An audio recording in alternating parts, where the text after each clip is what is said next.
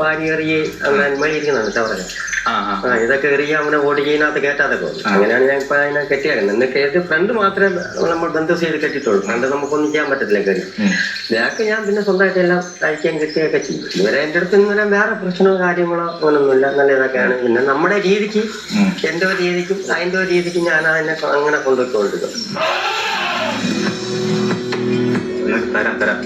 കുളി കഴിഞ്ഞാൽ ഭക്ഷണത്തിനുള്ള സമയം. അരിയും ഗോതമ്പും റാഗിയും മുതിരയും ചെറുപയറും അടങ്ങുന്ന പോഷക സമൃദ്ധമായ ഭക്ഷണം.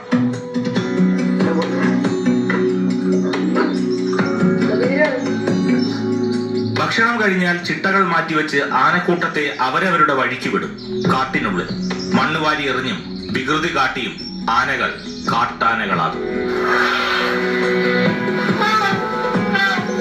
സ്ഥിരമായി നാട്ടിലിറങ്ങുന്ന കാട്ടാനകളെയും സംരക്ഷണം ആവശ്യമായി വരുന്ന നാട്ടാനകളെയും പുനരധിവസിപ്പിക്കാനാണ് ഈ കേന്ദ്രം വിപുലീകരിച്ചത്. 105 കോടി രൂപയാണ് പദ്ധതി ചെലവ്.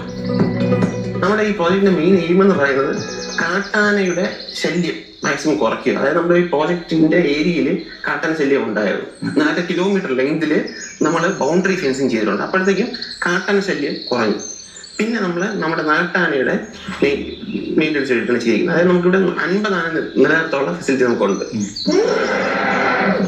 ആനകളിൽ കണ്ടുവരുന്ന മാരകമായ രോഗമാണ് ഹെർപ്പിസ്. പിടിപെട്ടാൽ 90% മരണനിരക്ക്. ആന്തരിക അവയവങ്ങളെ ബാധിക്കുന്ന ഹെർപ്പിസ് എന്ന അപൂർവ വൈറസ് കാപ്പുകാട്ടും ഭീഷണി ഉയർത്തി. ഇവർ അവിടെയും ഒരു പുതുചരിത്രം രചിച്ചു. ഇവിടെ നമുക്ക് ഹെർപ്പിസ് വന്നിട്ട് 2021 സമയത്ത് 2 എലിഫന്റ് കാഫ് നമുക്ക് ഡെത്തായി. 2 എലിഫന്റ് കാഫ് നമുക്ക് സർവൈവ് ആയി. കണ്ണനും ആമനയും 2 ആന. പിന്നെ ഒരു അഡൽട്ട് എലിഫന്റിന് ഹെർപ്പിസ് ഉണ്ടായിരുന്നു. ഹെർപ്പിസ് സർവൈവർ ആണ്. അഡൽട്ട് എലിഫന്റ് ഇപ്പോഴും ഉണ്ട്. ജയശ്രീ സർവൈവർ ആണ്. ഈ സർവൈവർ എലിഫന്റ്സ് എന്ന് പറഞ്ഞാല് ഹെർപ്പിസ് ഒരിക്കൽ വന്ന് പോയി കഴിഞ്ഞാൽ അത് ലൈഫ് ലോങ് കാരിയേഴ്സ് ആയിരിക്കും. അപ്പൊ അതിന് എന്തെങ്കിലും സ്ട്രെസ്സോ ബുദ്ധിമുട്ടോ വരുമ്പോഴത്തേക്ക് അത് വീണ്ടും വൈറസ് ഷെഡിങ് ഉള്ള ചാൻസ് ഉണ്ട്.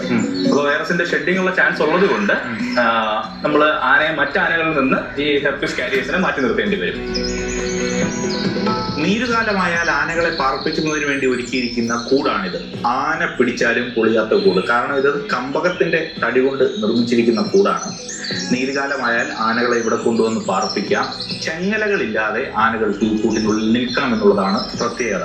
ഒപ്പം തന്നെ സന്ദർശകർക്ക് അവരുടെ പ്രിയപ്പെട്ട സോമനെ, റാണയെ, രാജയെ എല്ലാം നീരുകാലത്ത് പോലും ഒരു വേലിക്കെട്ടിനപ്പുറത്ത് നിന്ന് കാണാൻ കഴിയും.